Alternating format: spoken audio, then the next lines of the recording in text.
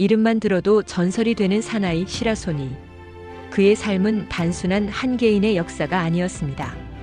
그것은 일제강점기의 암흑과 해방 후의 격렬한 혼란을 고스란히 관통하며 대한민국 근현대사 주먹 세계의 가장 격동적인 페이지를 장식한 살아있는 서사시 그 자체였습니다.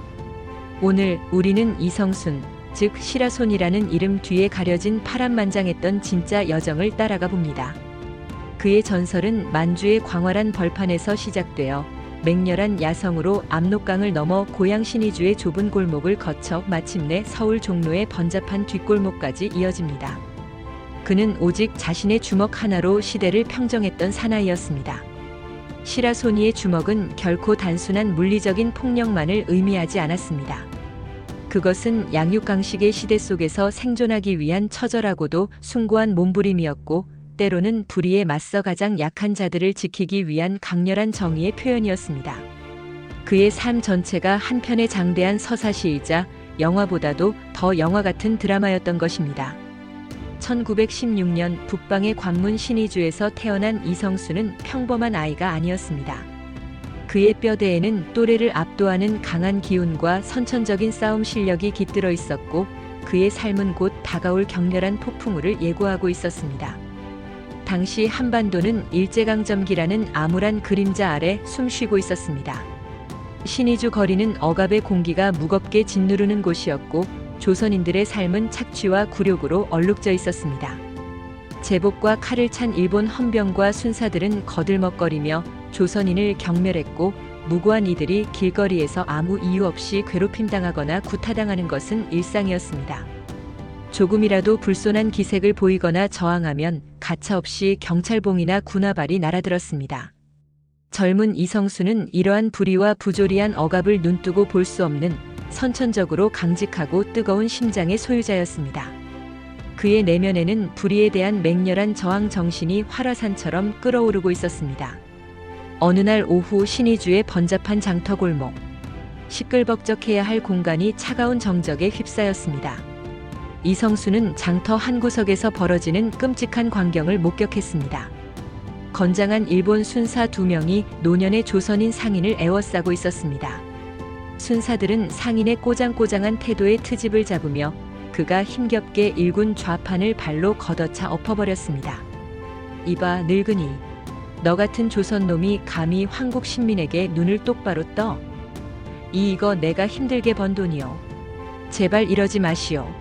상인은 허리를 굽히고 애원했지만 순사는 비웃으며 들고 있던 경찰봉으로 상인의 머리를 사정없이 후려쳤습니다. 퍽 소리와 함께 상인은 피를 흘리며 바닥에 고꾸라졌습니다. 주변의 조선인들은 일제의 보복이 두려워 감히 목소리를 내지 못하고 고개를 숙인 채 숨죽여 이 잔혹한 장면을 지켜보고만 있었습니다. 그 순간 이성순의 눈이 뒤집혔습니다. 그의 심장은 뜨겁게 자결했고 이성적인 판단은 이미 폭발해버린 지 오래였습니다. 그의 내면에 갇혀있던 억압받는 민족의 울분과 불의에 대한 맹렬한 증오가 폭발했습니다. 이놈들! 분노로 이글거리는 눈빛의 이성순은 짐승처럼 낮은 포효를 내뱉으며 순사들을 향해 돌진했습니다. 그의 움직임은 번개처럼 빨랐고 순사들이 채 몸을 돌리기도 전에 그의 불끈 쥔 주먹이 선두의 선순사의 안면을 강타했습니다. 퍽! 마이너스 둔탁한 소리와 함께 순사는 코뼈가 부러지는 고통을 느끼며 비명을 지를 틈도 없이 피투성이가 되어 바닥에 고꾸라졌습니다. 이성순은 쓰러진 순사에게 시선조차 주지 않은 채 미처 상황 파악을 못한 다른 순사에게 몸을 틀었습니다. 두 번째 순사는 칼집에 손을 대려 했으나 이성순의 주먹이 이미 그의 명치를 정확히 꿰뚫었습니다. 급소에 가해진 충격으로 순사는 숨조차 쉬지 못하고 그대로 몸이 접히며 쓰러졌습니다. 그의 주먹은 무자비했고 폭력을 행사하던 일본 형사들은 순식간에 제압당했습니다. 이성순의 이 격렬한 몸부림은 단순한 싸움이 아니었습니다. 그것은 일제 압제에 대한 한 젊은 영혼의 처절하고도 숭고한 항거였으며 억눌린 민족의 분노를 대신 폭발시킨 정의의 표현이었습니다. 이 사건은 젊은 이성순의 인생에 돌이킬 수 없는 치명적인 결과를 가져왔습니다. 쓰러진 순사들은 곧바로 군경에 보고했을 것이고 대대적인 추격이 시작될 것은 불 보듯 뻔했습니다. 살기 위해서 그리고 일제의 추격을 피하기 위해서 그는 정든 고향 신의주를 버리고 떠나야 하는 신세가 되었습니다. 그가 도피처로 선택한 곳은 국경 너머 법과 질서가 무너진 무법천지나 다름없던 만주였습니다. 이 도피는 단순히 범죄자의 도주가 아니었습니다. 이것이 바로 훗날 전설적인 시라소니의 서막을 알리는 피할 수 없었던 격렬하고 비극적인 운명의 시작이었습니다. 그는 불의를 참지 못하는 자신의 타고난 야성 때문에 스스로 야생의 땅으로 내던져진 것입니다. 만주는 이성순이 도망쳐 도착한 곳이 아니었습니다. 그곳은 살아남기 위한 지옥의 시험대이자 그의 야성이 마침내 꽃 피울 수 있었던 광활한 투쟁의 무대였습니다. 당시 만주는 말 그대로 무법천지 그 자체였습니다. 일제의 감시망을 피해 도망쳐온 조선인 독립군 잔당들부터 중국 군벌의 사병들, 러시아에서 넘어온 100개 러시아인들, 그리고 동북아시아 각지에서 모여든 온갖 국적 불명의 갱단과 마적단들이 뒤섞여 있었습니다. 이곳에서는 종이로 된 법이나 문명화된 질서는 아무런 힘도 없었습니다. 오직 총과 칼 그리고 압도적인 힘만이 유일하게 통용되는 규칙이자 생존의 언어였습니다. 신의주에서 일본 형사를 때려 눕히고 넘어온 이성수는 이 냉혹한 야생의 땅에서 자신의 생존 본능을 극한까지 끌어올려야 했습니다. 낮에는 추위와 굶주림, 밤에는 언제 들이닥칠지 모르는 위협과 싸워야 했습니다. 수많은 이들이 그에게 싸움을 걸어왔고 목숨을 걸고 덤벼들었습니다. 그는 생존을 위해 피할 수 없는 싸움들을 치러야 했고 매번 사냥감을 노리는 맹수처럼 치밀하고 무자비하게 상대를 제압했습니다.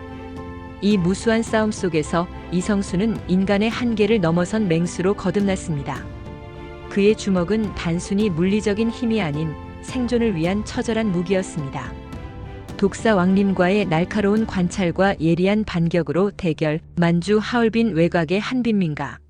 덩치 큰 중국 갱단의 행동대장, 별명 독사 왕림은 거구와 긴 팔로 상대를 압박하는 잔혹한 싸움꾼이었습니다. 그는 홀로 거리를 걷는 이성순을 발견하고는 손쉽게 돈을 뜯어낼 생각으로 다가왔습니다. 야, 조선놈. 돈 내놓고 꺼져라.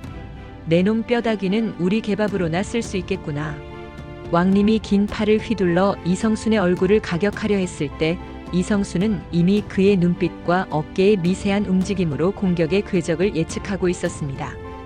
이성순은 머리를 간발의 차로 뒤로 젖히며 주먹을 피하는 동시에 몸을 낮춰 왕림의 품 안으로 파고들었습니다. 왕림의 거구는 자신의 주먹이 헛돌자 중심을 잃었고 그 찰나의 순간 이성순의 재빠른 주먹 손날이 왕림의 턱 및 신경점을 짧게 치고 올라왔습니다. 독사는 입에서 거품을 물 새도 없이 그대로 고목처럼 뒤로 넘어졌고 주변 갱들은 이 찰나의 역전극에 경악하며 도망쳤습니다. 이 싸움은 이성순의 날카로운 관찰력과 극한의 스피드가 인간의 덩치를 압도함을 보여주었습니다. 만주 철로 주변의 러시아 정착촌에서 키가 2m에 육박하는 100개 러시아인 거한 이불이 난동을 부리며 조선인 노동자들을 괴롭히고 있었습니다. 이불은 단순한 힘으로 상대를 짓뭉개는 스타일이었습니다. 분노한 이성순이 정면에 섰을 때 거한은 비웃듯 주먹을 휘둘렀습니다. 이성순은 거대한 힘을 정면으로 받아치지 않았습니다. 그는 좌우로 몸을 끊임없이 흔들며 이불에 둔탁한 주먹을 흘려냈고 거리가 벌어지자마자 땅을 박차고 솟아올랐습니다. 바로 훗날 그의 트레이드 마크가 될 공중 비기의 초기 형태였습니다. 그는 공중에서 몸을 회전시키며 발을 뻗어 거한에 닿지 않는 관자놀이와 뒷목의 급소를 연속적으로 걷어찼습니다. 머리를 강타당한 거한은 엄청난 충격에 휘청거렸고 착지한 이성순이 마지막으로 그의 무릎 관절을 정확히 걷어차 무너뜨렸습니다. 이 사투는 그의 독특한 기술이 거대한 힘을 제압하는 유일한 생존 방식임을 입증했습니다. 어느 깊은 밤 만주의 한 허름한 객잔에서 이성순은 잠복해 있던 마적단 4명에게 포위당하는 위기에 처했습니다. 그들은 몽둥이와 칼을 들고 있었습니다. 이성순은 도망치는 대신 정면을 선택했습니다. 그의 싸움은 인간이라기보다는 맹수에 가까웠습니다. 그는 공격을 받자마자 웅크렸다가 튀어오르는 살개 몸놀림으로 포위망을 돌파했습니다. 그의 주먹은 마치 망치와 같았습니다. 칼을 든 첫 번째 마적의 팔을 피하는 동시에 손목을 역으로 꺾어 칼을 놓치게 한 후 그의 복부를 맹렬히 짓지었습니다. 뒤이어 달려드는 마적의 몽둥이 공격은 고개만 살짝 숙여 피했고 몽둥이를 잡은 마적의 관절을 발로 짓밟아 무력화시켰습니다. 그는 절대로 길들여지거나 예측할 수 없는 철저히 야성적이고 비타협적인 방식으로 싸웠습니다. 싸움이 끝났을 때 4명의 마적은 피투성이가 되어 신음했고 이성수는 작은 상처조차 허용하지 않은 채 객잔을 유유히 걸어 나왔습니다. 이 싸움은 그의 지독한 근성과 한 번 목표물을 정하면 절대 놓지 않는 시라소니의 본질을 보여주었습니다. 결국 만주 주먹들은 그의 이 야수적인 기질을 완벽하게 포착하여 그에게 시라소니 SHIRASUNI라는 이름을 붙여주었습니다. 만주의 주먹들을 평정하자 패배를 인정한 만주의 모든 갱단과 주먹들은 그를 감히 대적할 수 없는 절대자로 인정하며 형님으로 모시기 시작했습니다. 그의 명성은 초원 위의 들불처럼 빠르게 퍼져나갔고 단순한 주먹으로는 시라소니를 이길 수 없다. 총을 들지 않고서는 그를 상대하려 하지 마라는 경고의 말이 만주 전역에 공공연한 불문율처럼 퍼져나갈 정도였습니다. 이성수는 이제 무법의 만주를 지배하는 시라소니라는 살아있는 전설로 거듭난 것입니다. 그의 이름 석자는 곧 승리이자 공포의 대명사가 되었습니다. 시라소니, 그의 주먹이 만주에서 이룩한 전설은 단순히 힘의 과시나 물리적인 폭력을 훨씬 뛰어넘는 것이었습니다. 그의 싸움은 마치 하나의 치명적인 예술이었습니다. 그의 움직임은 상대의 공격을 예측하고 흘려내며 마치 재즈 댄서처럼 유려하면서도 동시에 먹잇감을 향해 돌진하는 맹수처럼 치밀하고 잔혹했습니다. 발을 땅에 디디지 않고 공중에서 연속적으로 회전하며 공격하는 그의 독특하고 예측 불가능한 공중 비기는 상대를 혼란에 빠뜨리기에 충분했습니다.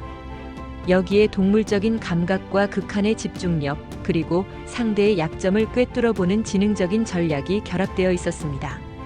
만주의 주먹들은 시라소니의 싸움에서 단순한 공포를 넘어선 경외심을 느꼈습니다. 왜냐하면 그는 절대로 비겁한 술수를 쓰지 않았기 때문입니다. 수단과 방법을 가리지 않고 이기려 드는 만주 암흑가의 관행 속에서 시라소니는 언제나 정정당당하게 정면 대결을 고수하는 것을 자신의 불문율로 삼았습니다.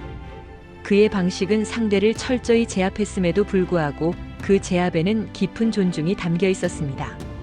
이 주먹의 윤리는 만주에서 그를 단순한 싸움꾼이 아닌 시대의 어둠 속에서도 빛을 발하는 하나의 전설적인 존재로 격상시켰습니다. 그렇게 시간은 흘렀고 시라소니는 만주 전역에 이름난 수많은 실력자들을 하나하나 꺾으며 명실상부한 동양 최고의 주먹이라는 압도적인 칭호를 얻게 됩니다. 이제 그는 더 이상 일제에 쫓겨 고향을 등진 가련한 청년, 조선의 변방 출신 이성순이 아니었습니다. 그는 생존을 위한 투쟁을 승리로 이끌고 야생의 땅을 제패한 만주의 지배자였습니다. 가슴속에는 고향에 대한 그리움과 불의에 맞섰던 젊은 날의 용기에 대한 자부심이 끌어넘쳤습니다. 마침내 그는 자신이 선택한 길 위에서 승리하여 살아있는 전설이 되어 그의 고향인 신의주로 금이 환영하는 벅찬 여정을 시작했습니다. 그의 발걸음에는 그 누구도 건드릴 수 없는 압도적인 위세와 스스로의 힘으로 시대를 평정했다는 숭고한 영광이 서려 있었습니다. 그는 이제 고향 사람들에게 굴욕과 패배의 상징이 아닌 희망과 강인함의 아이콘으로 다가갈 준비가 되어 있었습니다. 10만주라는 거대한 야생의 무대를 평정한 시라소니는 개선장군처럼 고향 신의주로 돌아왔습니다. 그의 금이 환양은 단순한 귀향을 넘어선 북한 최고의 주먹이라는 새로운 전설의 시작이었습니다. 신의주에서 그의 위세는 타의 추종을 불허했습니다. 그의 이름 석자는 곧 법이었고 그의 그림자는 어떤 폭력 세력도 감히 넘볼 수 없는 철옹성이었습니다. 그의 북한 최고의 주먹이라는 명성은 압록강을 넘어 남한의 주먹 세계까지 파문을 일으켰습니다. 특히 서울 종로를 호령하던 김두한의 휘하 주먹들은 이 생경한 북방의 전설을 눈으로 확인하고 그 위세를 꺾어보고 싶다는 야심에 사로잡혔습니다. 그들의 도발은 두 차례의 명백한 원정으로 구체화되었습니다. 가장 먼저 신의주로 파견된 것은 서울 종로패에서 칼날 주먹이라 불리던 3명의 정예 주먹들이었습니다. 그들은 시라소니의 정정당당한 싸움 방식을 조롱하며 야음을 틈탄 비열한 기습을 계획했습니다. 싸움꾼의 숙소로 알려진 여관 근처에서 매복하던 그들은 밤늦게 혼자 골목을 걷는 시라소니를 발견하고는 기습적으로 달려들었습니다.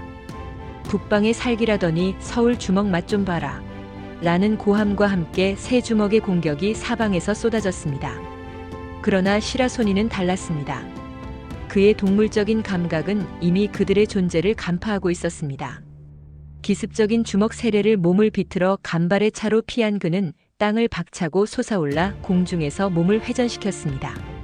바로 그의 전매 특허인 공중 비기였습니다. 날아오르며 발을 휘두르는 그의 동작은 눈 깜짝할 새에 정면의 주먹의 턱을 강타했고 그 충격은 벼락처럼 치명적이었습니다. 정신을 차릴 틈도 없이 그는 착지와 동시에 다른 주먹의 급소에 주먹을 꽂아 넣었습니다. 남은 한 명은 공포에 질려 도망치려 했으나 시라소니의 몸놀림은 번개와 같았습니다.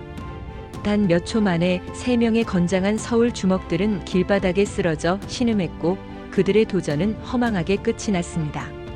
시라소니는 일체의 잔혹함 없이 그들을 무력화시켰을 뿐이었습니다. 첫 번째 도전의 실패에도 불구하고 서울 주먹들의 자존심은 꺾이지 않았습니다. 이번에는 깡패들의 우두머리 한 명을 필두로 덩치 좋은 5명의 주먹이 대낮에 신의주 장터 광장에 나타나 시라소니를 공개적으로 모욕하며 싸움을 걸었습니다. 그들은 인파가 가득한 곳에서 시라소니의 명예를 실추시키려 했습니다. 만주의 맹수가 왜 고향 구석에 숨어있나? 싸움 구경이나 하자. 라는 야유와 함께 5명의 주먹들은 시라소니를 포위하며 동시에 압박해 들어갔습니다. 시라소니의 얼굴에는 분노 대신 냉철한 야수의 기운만이 감돌았습니다. 그는 포위망 속에서도 여유를 잃지 않았고 주머니에 손을 넣은 채 상대의 공격을 기다렸습니다.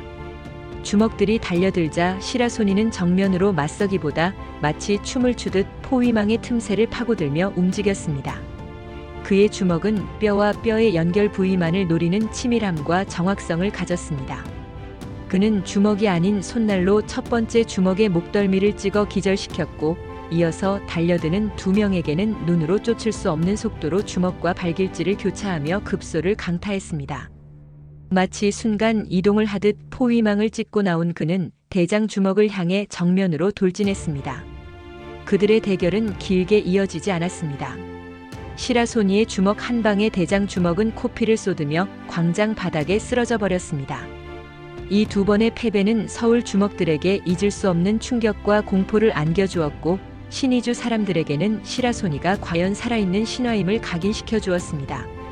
건장한 주먹 5이 단 한 명에게 속수무책으로 당해 쫓겨난 이야기는 그의 압도적인 카리스마와 실력을 입증하는 신화처럼 신의주 사람들 사이에 회자되며 그의 전설을 더욱 공고히 했습니다.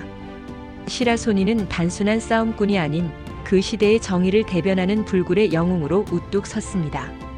그러나 시라소니의 싸움은 단순히 싸움 그 자체가 목적이 아니었습니다. 그의 주먹은 언제나 확고한 명분과 정의감이라는 불타는 심장을 동반했습니다. 그는 일제강점기 시절부터 내면에 품어왔던 불의에 대한 저항 정신을 잊지 않았습니다. 신의주에서도 마찬가지였습니다. 그는 깡패나 힘있는 자들이 약한 사람들을 괴롭히거나 착취하는 행위를 결코 용서하지 않았습니다. 불의를 목격하면 그의 뜨거운 심장은 즉시 반응했고 그는 주저없이 나서서 약자들의 방패가 되어주었습니다. 시라소니는 자신이 가진 강한 힘을 정의를 실현하는 도구로 사용했습니다. 이러한 강직한 성품과 윤리적인 태도는 그를 단순한 폭력배가 아닌 혼란스러운 시대의 어둠 속에서 고통받는 서민들에게는 희망의 영웅이자 약한 자들을 지켜주는 수호신으로 만들었습니다. 그의 삶의 궤적은 개인의 싸움을 넘어 당시 민족의 아픔과 서민들의 고통을 대신하여 주먹으로 저항했던 숭고한 시대의 증언이었습니다. 1945년 8월 15일 길었던 일제강점기의 암흑이 거치고 해방의 감격이 한반도를 뒤덮었습니다. 그러나 그 기쁨은 오래가지 못했습니다. 해방의 환희 뒤에는 더욱 거대한 혼란과 비극이 기다리고 있었습니다. 한반도는 미국과 소련이라는 거대 강국의 이념에 의해 남과 북 두 조각으로 갈라지게 되었습니다. 북쪽에는 소련의 지원을 받는 공산주의 정권이, 남쪽에는 미 군정 하에 자유민주주의 체제가 자리 잡으면서 한민족은 첨예한 이념 대립의 경랑 속에 던져졌습니다.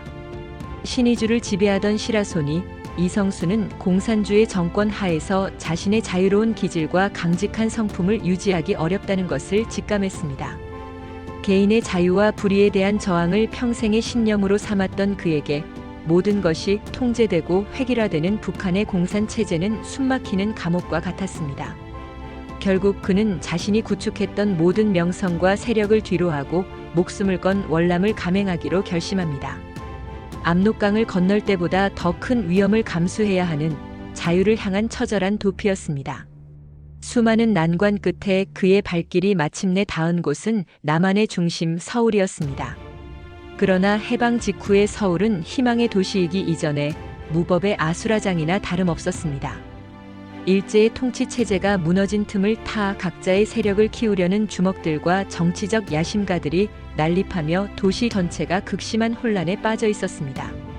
시라소니가 도착한 명동과 종로는 이 격동기의 심장부였습니다.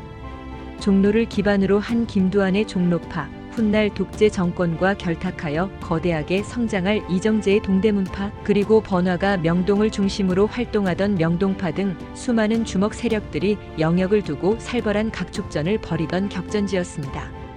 북쪽의 전설 시라소니는 이 낯선 남한의 주먹 세계에 홀로 뛰어들었습니다.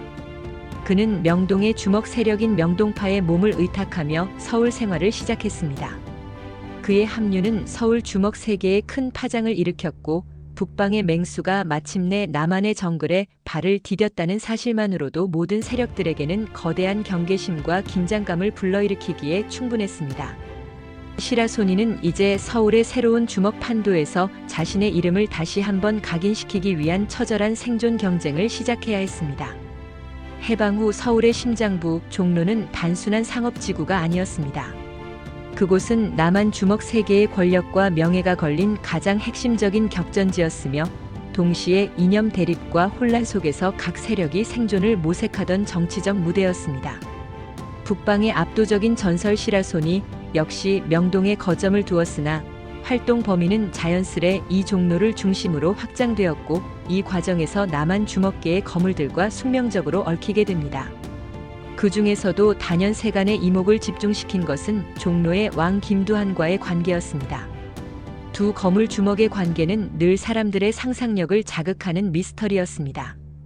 특히 대중 드라마 야인시대에서 김두한이 시라소니에게 깍듯이 무릎을 꿇는 장면은 두 사람의 역학관계를 상징적으로 보여줍니다.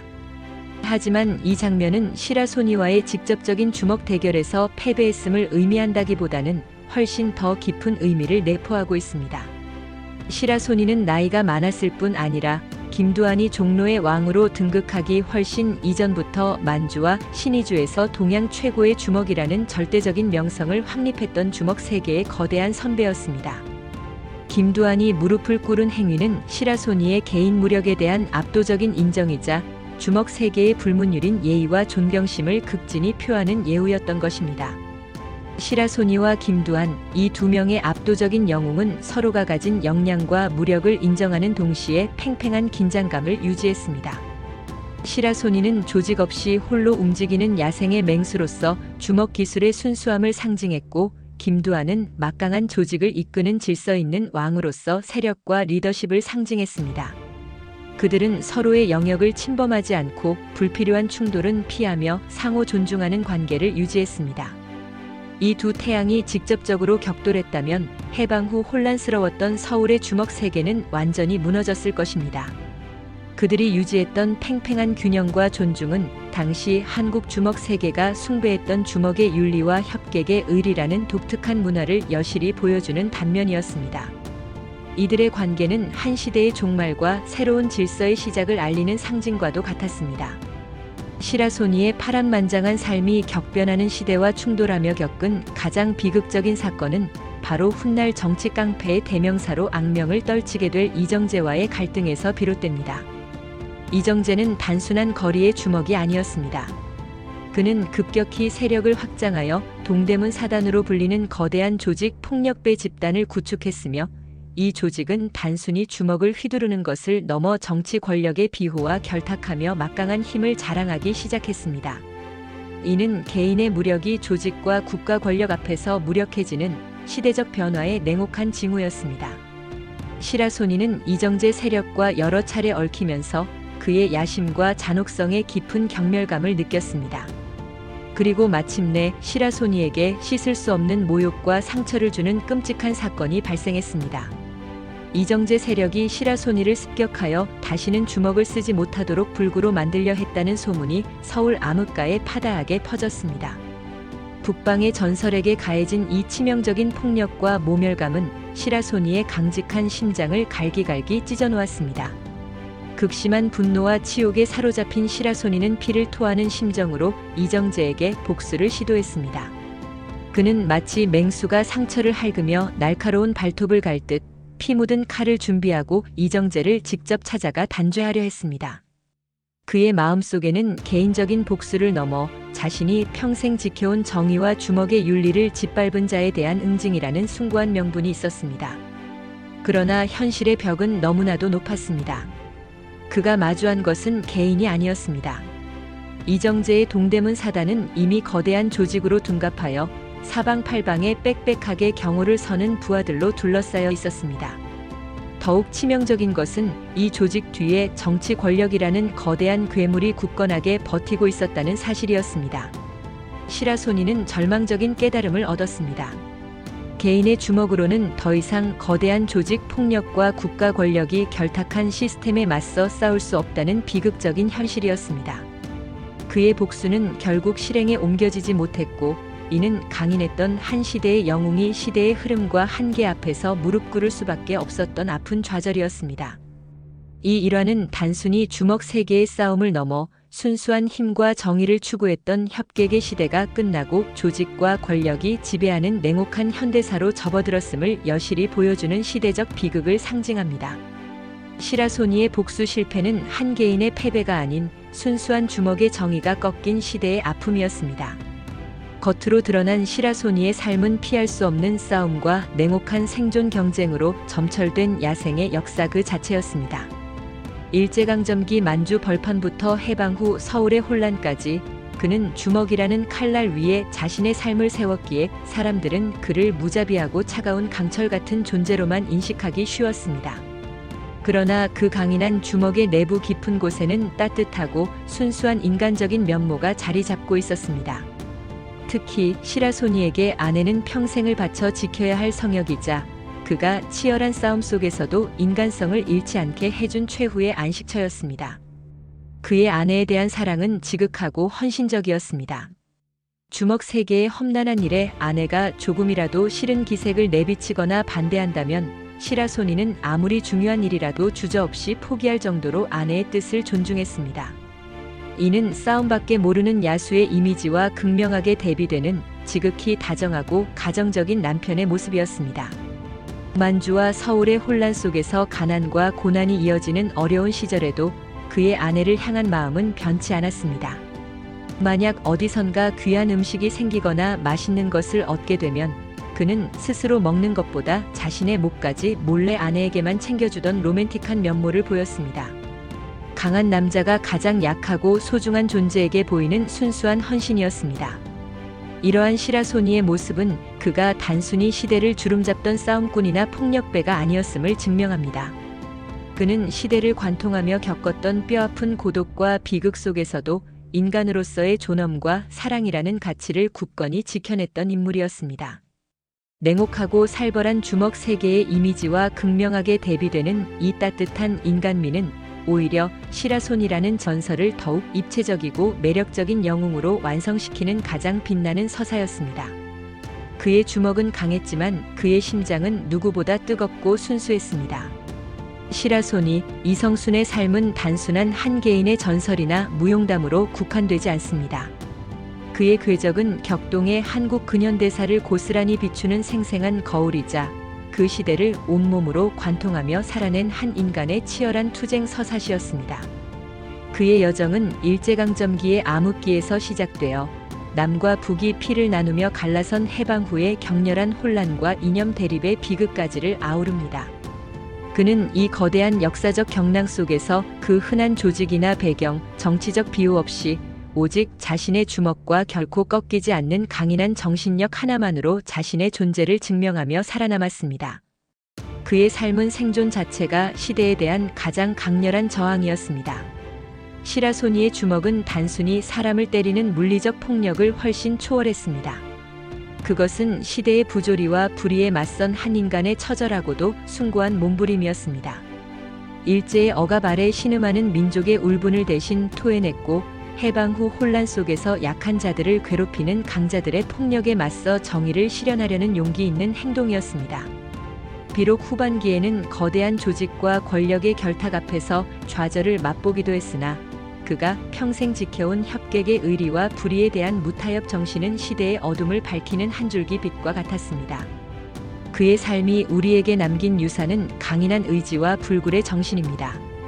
시대의 비극 속에서도 인간으로서의 존엄성을 지키려 했던 그의 투쟁은 오늘날까지도 수많은 사람들의 입을 통해 살아있는 전설로 회자되고 있습니다.